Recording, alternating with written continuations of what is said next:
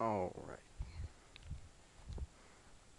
this is my 1987 Jeep Comanche, and I said I was going to get a lift, and I did. It's a 4.5-inch Rusty's off-road kit. Came with, with the shocks, new coil springs, yada yada. Here are the front brake line relocation brackets. I mean, it's not that much. They're the new control arms. The transfer case drop. You see in there, this little block right here is the sway bar drop bracket, or whatever you want to call it. It came with a new track bar, as you can see, and the tie rod right here, had to get a new one because apparently it was cracked, and it would have cost me to, basically total my truck if it would have hit a bump or something wrong. So I had to get a new one of those. I did take the fender flares off the rear end, and I'm going to take them off the front end because I'm in auto body class my senior year, and what I'm going to do is sand this sucker down and repaint it. I'm going to repaint it the same color, except it's going to have a real good shine to it. Now I'm going to let y'all, I did get the spring over kit, and here it is right here. I don't know if you can see that, or you might be able to see this one better. Yeah, it's a spring over. They come with these little brackets right here to weld onto your axle for your new shocks, and you have to you weld on your spring perch. I don't know if you can see it right there or not. But I mean, it was fairly easy, just a lot of hard work, very, very hard work.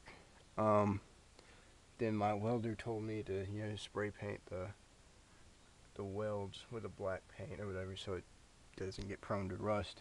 The only problem right now is I believe this is my ABS cable, and as you can see, it's broken. It broke whenever we were lifting the rear end.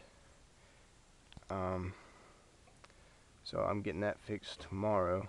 I'm not exactly sure how to fix it myself. I mean, I guess all you have to do is get a new cable right here, but my brakes suck dick right now. I almost flipped my truck actually the other day because this woman was going 20 miles an hour in the 55 around the corner, and I put on my brakes, but they didn't really work, and so I started downshifting, and that didn't really work very well. And then I sort of went into the grass, so I would go past her instead of hitting her, and slid into a ditch, or the rear end slid into a ditch, and I came right out. The whole truck's fine. I mean, it's a Jeep, of course it's fine.